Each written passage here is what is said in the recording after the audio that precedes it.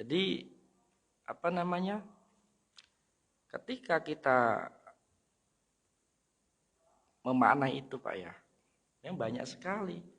Sebagian orang mengatakan, ya Allah nggak usah dibela, Nabi Muhammad nggak usah dibela.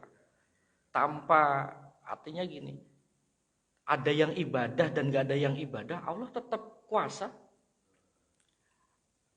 Kita mau taat ataupun tidak taat, Allah tetap esa. Lah di sini membuktikan perjuangan. Membuktikan perjuangan. Kalau dalam ayat konteks ayat Al-Quran kan, siapa yang berjuang di jalan Allah? Siapa yang menolong? Ada intang suruh yang surullah kan. Maka siapa yang menolong Allah, maka Allah pun akan menolongnya. Artinya di situ kita memperjuangkan nilai-nilainya, Pak. Nilai-nilai keislaman, nilai-nilai kebajikan di situ. Yang kita perjuangkan adalah bukan hanya Allah dan Nabi Muhammadnya saja, tapi marwah kita. Marwah kita sebagai orang Islam ketika dihina pangeran kita. Sampai di ayat Al-Quran pun juga dikatakan ketika kau ada yang menghina Tuhanmu, ya engkau jangan menghina Tuhan mereka. Sebab ketika engkau menghina Tuhan mereka, mereka pun juga akan menghina Tuhanmu. Tapi pembelaan kita di situ adalah kita membela marwah kita, hak-hak kita. Ketika di situ kok kita diam juga atas hinaan atau cacian orang terhadap akidah kita, terhadap itu kita, maka di situ nanti akan menunjukkan kelemahan atau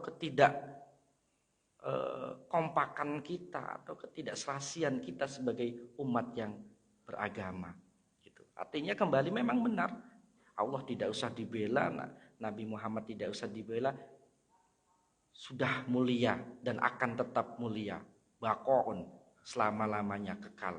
Nah disitulah ketika kita ingin mulia, kita ingin bahagia, ya kita membela kemuliaan. Di situ kita adalah memperjuangkan kemuliaan. Begitu Pak Haji. Ya.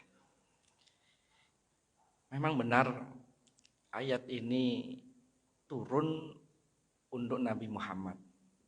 Tapi setiap ayat yang turun kepada Nabi Muhammad itu juga al-khosnya kepada Nabi Muhammad, al-umnya li ummati. Jadi umumnya kepada seluruh umatnya.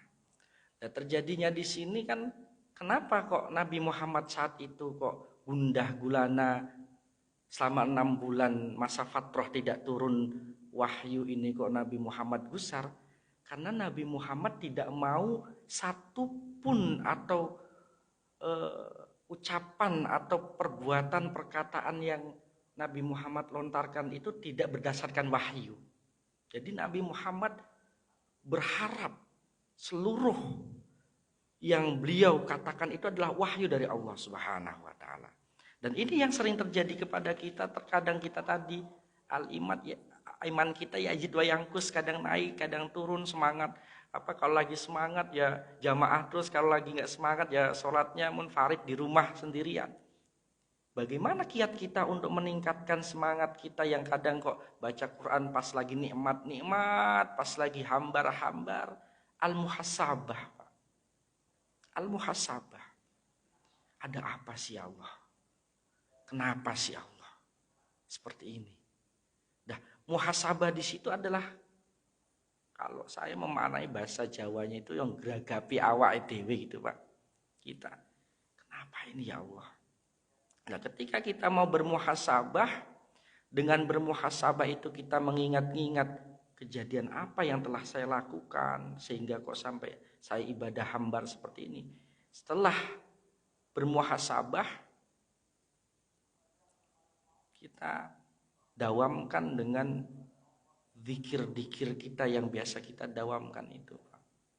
Pasti saya yakin di antara kita semua pernah mengalami kehambaran dalam beribadah itu, bukan tidak mungkin tanpa ada suatu alasan.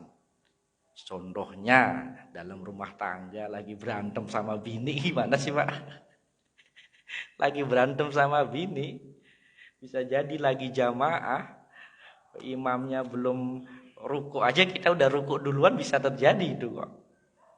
Nah ini pasti ada sebab. Nah, kita kembalikan lagi muhasabah itu, tata lagi sehingga apa? Menjadi apa? Ibadah kita lazat lagi, nikmat lagi. Muhasabah di situ. Setelah muhasabah, kita zikir dengan apa yang biasa kita dawamkan, yang biasa dengan solawat, yang biasa dengan tasbih. Insya Allah setelah kita muhasabah, zikir, dan kita sandarkan, kita idhofahkan kepada Allah, ibadah kita akan menjadi nikmat dan tidak ada tujuannya, semuanya hanya mengharapkan ridho Allah Subhanahu wa taala. Seperti itu.